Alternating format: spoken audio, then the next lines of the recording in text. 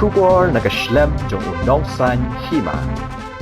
National President jong National People's Party ubalongru Menteri Rangba ka Jala Meghalaya Conrad Kongkel Sangma habakren matkilat pathai khubor menta ka sngi ka artrik ujemmang arajar arpulai halor ka jinglong jingman bat ka jingelap election ka NPP ha Sohïong nakaliang jong ulaong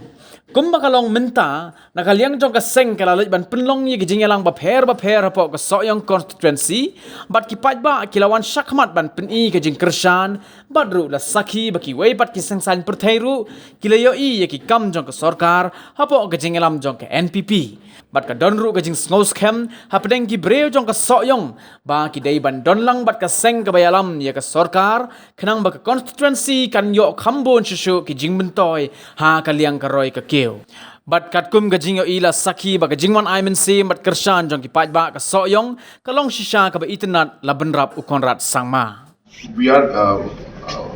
campaigning quite hard in Sohïong area, and we are confident we are getting very good response at the grassroots level. Many leaders from different political parties are seeing the government, the fact that the National People's Party is leading the government, and hence there's a sense of strong confidence among the people of Sohïong that they should be with the party that is heading the government, so that the constituency, Sohïong constituency, can get maximum benefit